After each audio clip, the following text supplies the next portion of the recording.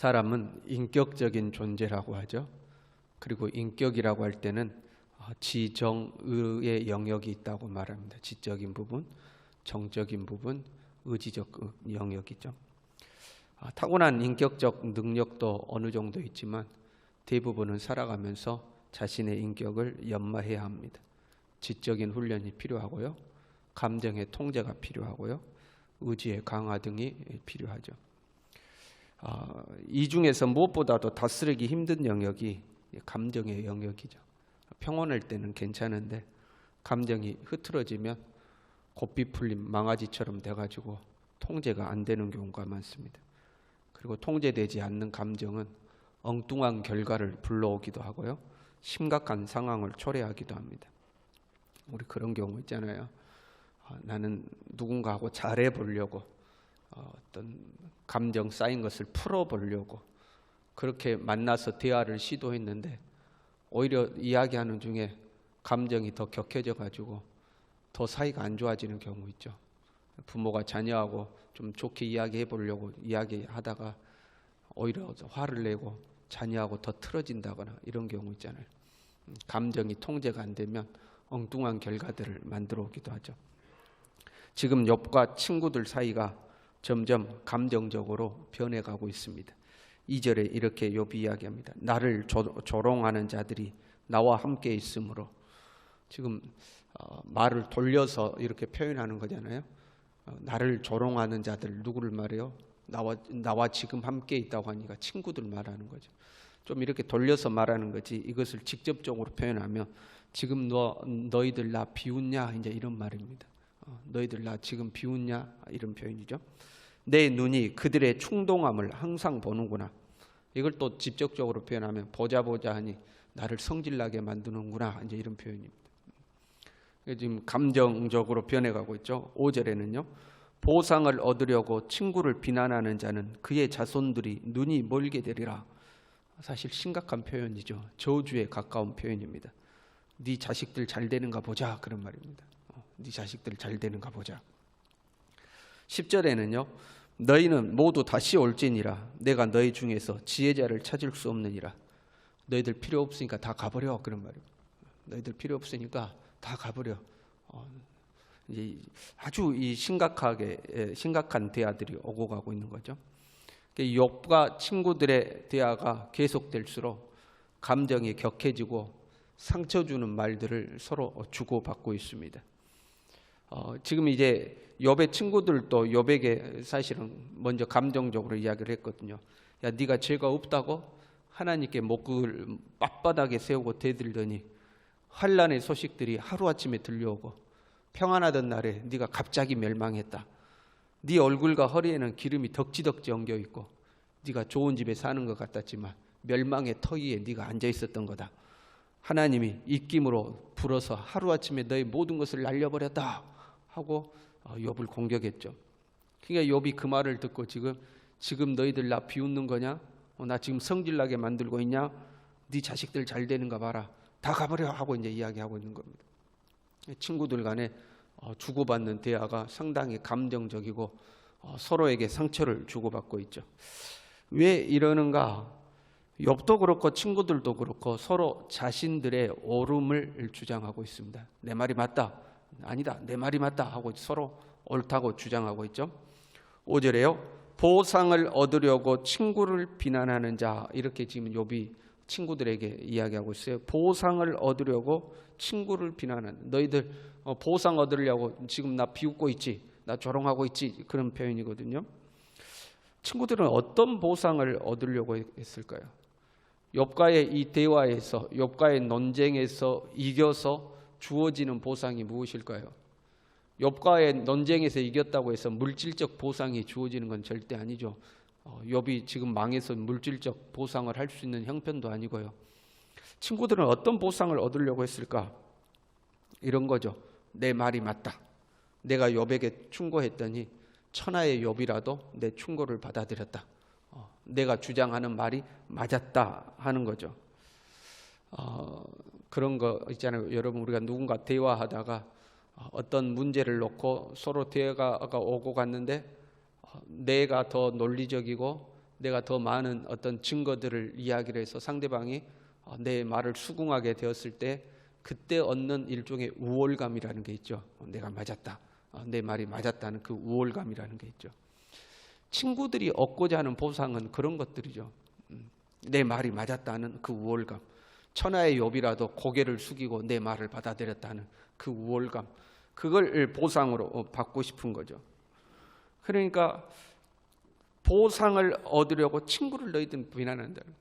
너희들의 옳음을 주장해서 나를 꺾어버리고 내 말이 맞았다, 내가 옳았다, 그 우월감을 얻으려고 친구를 비난한다는 거죠. 사실 욥이 망하지 않았다면 친구들이 지금 욥에게 이렇게 할 수 없죠. 욥이 망하지 않고 예전처럼 부유하고 모든 면에 있어서 자기들보다 더 뛰어난 자리에 있다면 욥에게 이렇게 심하게 말을 할 수 없었을 겁니다. 그런데 욥이 다 완전히 망했음에도 불구하고 저 밑바닥으로 지금 욥은 내려갔잖아요. 욥이 밑바닥으로 내려가니까 자기들은 상대적으로 높은 자리에 있는 거 아닙니까? 그럼에도 불구하고 욥이 자기들 이야기를 안 받아들이니까 기분 나쁜 거죠. 그래서 이야기하면 오히려 너희들 말이 틀렸다, 나는 그러지 않다 하고 오히려 이야기하니까 친구들이 이제 더 감정적으로 나온 겁니다. 네가 틀렸고 우리가 맞았다, 내가 맞았다 하고 이제 이야기를 하는 거죠. 욥도 자신의 옳음을 주장하고 있죠. 3절에 이렇습니다. 청하건대 나에게 담보물을 주소서. 지금 하나님께 하소연하는 표현이거든요. 청하건대 나에게 담보물을 주소서. 이거는 내가 옳다는 증거물을 주십시오, 그런 표현입니다. 여기서 담보물이란 증거, 하나님 내가 옳잖아요, 내가 옳다는 그 증거물을 나에게 좀 주십시오, 그런 표현이에요. 우리가 내 말이 옳음을 증거하는 뭔가 증거가 있어야 되잖아요. 하나님 그 증거물을 내게 주십시오, 그런 표현이죠. 나의 손을 잡아줄 자가 누구리까? 우리 성경은 손을 잡아준다고 표현했는데 원래는 나의 손을 쳐줄 사람이 누구입니까? 그런 표현이거든요. 손을 친다는 것은 보증을 서는 사람이 보증을 받는 사람의 손을 탁 치면 그게 보증이 성립되는 어떤 행위였습니다. 내가 너 보증 서줄게, 네가 옳다는 걸 내가 보증 서줄게 하고 손을 딱 치면 그게 이제 성립이 되는 겁니다.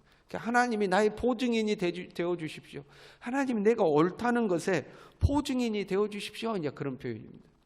하나님 내가 옳잖아요, 내 말이 맞잖아요, 하나님 내 말이 맞다는 증거물을 좀 주십시오. 하나님은 나의 어떤 보증인이 되어 주십시오 하고 지금 욥이 이야기하고 있는 겁니다. 욥의 친구들도 그렇고 욥도 그렇고 서로 자신들이 옳다고 지금 주장하다가 감정이 격해지고 있는 겁니다. 친구들은 욥에게 잘해주려고 왔습니다. 욥을 조롱하려고 그 먼 길을 달려온 것은 아닙니다. 욥을 위로하려고 온 거죠. 욥도 친구들이 그런 마음으로 왔다는 것을 잘 알고 있을 것입니다. 자기를 위해서 이런저런 조언을 한다는 것을 알았겠죠. 그런데 상황은 점점 더 안 좋아지고 있습니다. 왜냐하면 대화의 초점이 다른 곳으로 옮겨졌기 때문에 그렇습니다. 처음에는 욥을 위로하고 욥에게 힘을 줘서 욥을 다시 회복시키고자 시작한 대화였습니다. 처음에는 부드럽게, 약간은 부드럽게 이야기를 했죠. 야, 죄 때문에 이렇게 된 거 아니냐, 그러니까 회개하면 하나님이 너를 회복시켜 주실 것이다 하고 이제 대화를 한 거거든요. 그때 욥이 받아들이고 맞아, 내가 하나님 앞에 잘못했지, 내가 회개해야지, 그랬으면 대화가 훨씬 부드럽게 갔겠죠. 그런데 욥이 나는 죄 지은 적 없다 하고 이야기를 해요. 야, 사람이 다 죄인인데 죄를 안 지었다는 게 말이 되냐? 모든 사람이 죄인이다. 그런데 네가 죄를 안 지었다는 게 말이 되냐? 욥이 야, 너희가 뭘 안다고 그래? 나는 하나님 앞에 떳떳해. 나는 죄 지은 적 없어. 네가 그렇게 말하는 거 보니까 죄인인 거 확실하다. 사람이 교만해가지고 그렇게 말하는 거 보니까 네 죄 지은 거 확실해. 야, 너희들은 평안하다고 말 그렇게 함부로 하지 말아라. 내가 너희들 입장이면 나는 그렇게 말 안 한다. 근데 욥이 또 그렇게 이야기하죠. 그 친구들이 야, 죄인이가 쫄딱 망한 거 아니냐? 뭔 말이 맞냐? 회개해라. 친구들이 그렇게 이야기. 욥이 이제 보자 하니까 내가 망했다고 내가 우습게 보이냐? 지금 너희 나 조롱하는 거지, 나 비웃는 거지. 그러려면 차라리 가버려 하고 이제 욥이 이야기하는 거죠. 처음에 의도했던 그 대화의 목적은 어디 가버리고 대화가 진행되면서 감정적으로 점점 변하는 거죠. 점점 감정적으로 변해지는 거죠. 처음 목적했던 욥의 회복에 대한 의도가 없어져 버리고 이제는 내가 옳다, 네가 옳다 그것만 남아 있는 거예요. 그러다 보니까 계속해서 이제 감정적으로 대화를 하는 거죠. 우리가 우리의 삶에서 실수하는 부분들도 이런 거죠. 자녀와 대화를 시도해요. 자녀하고 부모 사이에 좀 이 감정이 좀 안 좋아져서 좀 사이가 멀어져서 에이 그래도 우리 자녀하고 좀 풀어야지 하고 엄마가 대화를 시도해요. 그러면 그 엄마의 의도에 맞게 자녀가 그걸 받아들여주면 좋은데 여전히 틱틱거리고 말을 잘 안 들어요. 그럼 이제 부모가 이야기하다가 성질 나서 팍 화를 내고 오히려 이제 자녀한테 뭐라고 그러죠. 감정이 격해져 가지고 그냥 뭐라 해가지고 처음에 그 의도 자녀하고 좀 풀어야겠다는 의도는 어디 가버리고 오히려 자녀하고 사이가 더 안 좋아져 버리는 경우가 있죠. 부부지간에도 그렇잖아요. 부부지간에도 대화로 풀어야지 하고 대화를 시도했다가 대화가 잘 안 되면 오히려 사이가 더 안 좋아지고 감정이 더 격해져 버리죠. 처음 목적했던 의도를 놓쳐버리면 이렇게 되는 거예요. 대화의 목적을 잃지 않는 것이 중요하죠. 그것이 우리가 대화를 잘 하는 방법입니다. 그러니까 내가 무엇 때문에 이야기를 시도하고 있다 하는 것을 잊어버리면 안 되는 거예요. 그래서 자꾸 내 감정이 이리 삐져나가고 저리 삐져나가려고 할 때에 지금 내가 이 사람하고 대화하는 목적이 무엇이다는 것을 자꾸 생각하면서 그 감정이 삐져나가지 않도록 그걸 잘 붙들어야 되죠. 그러지 않으면 처음에 이 사람하고 이야기하는 목적은 온데간데 없고 이제 감정이 곁에돼서 네가 그러냐 내 말이 옳지 네 말이 옳냐 하고 이제 엉뚱한 것으로 서로 감정이 격해지는 거죠. 우리의 삶도 마찬가지입니다. 삶의 목표를 놓쳐버리면 삶의 초점을 잃어버리면 엉뚱한 곳에 가서 엉뚱한 문제와 씨름하고 있을 때가 많이 있습니다. 삶의 목적을 놓치지 않는 것 중에요. 내가 왜 사는가? 오늘도 나는 왜 수고하고 오늘 하루를 사는가? 그 이유가 분명해야 되는 거죠. 그 이유가 보통의 사람들은 내가 오늘 수고하고 사는 그 이유가 가족일 수도 있고 대부분은 가족 때문에 수고하고 사는 경우가 많죠. 가족일 수도 있고 사랑하는 사람일 수도 있죠. 그러나 우리는 그 무엇보다도 예수님에게 초점을 맞춰야 할 줄로 믿습니다. 우리는 예수님께 초점을 맞추고 우리의 삶이 자꾸 엉뚱한 곳으로 삐져나가지 않도록 항상 우리의 삶의 목적을 잘 다듬고 초점을 잘 맞추고 살아가는 우리의 삶이 될 수 있기를 바랍니다. 기도하겠습니다.